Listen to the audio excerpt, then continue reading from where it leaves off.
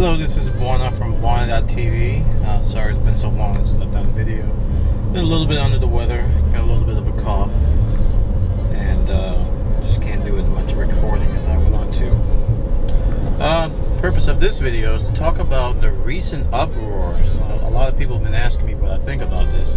The recent uproar with the iPhone update to version 1.1.1 and how it's apparently bricking, quote unquote, bricking people's phones and also preventing them from running third-party applications, and also breaking their SIM unlocked phones, meaning these phones were previously unlocked to run on any GSM carrier, such as T-Mobile in the United States.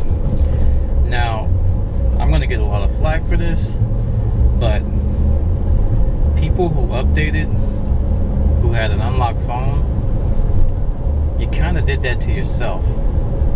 I have an unlocked Nokia E61, which I haven't updated the firmware in I don't know how long. Updating firmware on a phone is not a common task. It's something that a lot of technical people do to get bug fixes and new features, but the average consumer doesn't do it very often. But if you update it to 1.1.1 and you got an unlocked phone, Apple even warned you that it might do something bad. Now, a lot of people got a lot of bad things to say about Apple on how they approach this. Truth of the matter is, you didn't have to update. The update is completely optional. Completely optional. And if you cannot be content with what the iPhone currently offers, and you want to have third-party applications, you want to unlock your SIM, then you're at a crossroad. I don't know how you can do both. You either have to be content with the excuse me, you either have to be content with the current iPhone software, or you have to sacrifice the hacks in order to get what Apple has offered. To get the best of both worlds is kind of hard to do. So I gotta say, if you updated and you missed the hacks, it's your fault. Because I waited. I didn't update my iPhone, and I posted a video stating that, you know, you should probably wait. And some people didn't wait. They just had to have the iTunes Music Wi-Fi store and the other Apple enhancements. Now, I've chosen to take the route of just using the hacks, because I'm happy with my iPhone as is. Now, when Leopard comes out, macOS 10.5, this all may change. I may be swayed to go the other direction, and I may restore my iPhone back to factory state and update and follow Apple's path, depending on what Leopard is going to offer the iPhone. But we'll see when that happens. But if you update and you have a brick, it's just you really have to consider the term brick when you talk about this stuff. A real brick is a phone that you really can't do anything with.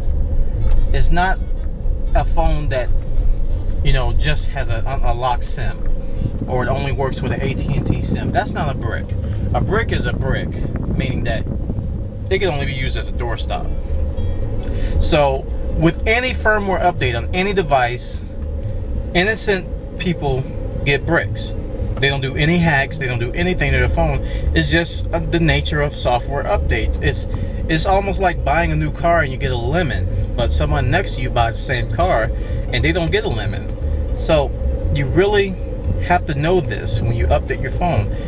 With phones, you should be content. I mean, there isn't a whole lot of new stuff that Apple offers. Now, if you want the iTunes Wi-Fi music store, then go for it. I mean, that's all you. Go for it. But, you know, if you're just curious, but you still want, you know, the hacks and things like that, you should have waited. I mean, that's what I did. And I'm perfectly happy with my decision that I waited.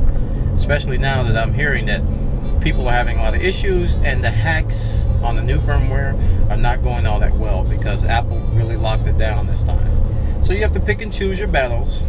Don't blame Apple for a choice that you made. I mean, some companies don't even warn you. They don't even tell you that, hey, our firmware update is going to update all these hacks. Apple went out of their way.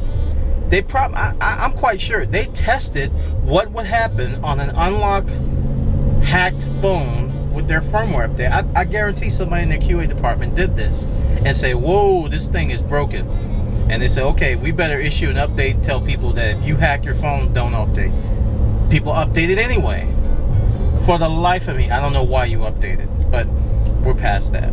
All right, this is Bwana from Bwana.tv saying, enjoy your iPhone if you still have it, and be patient. You don't always have to jump on the new feature as soon as they come out. Bye.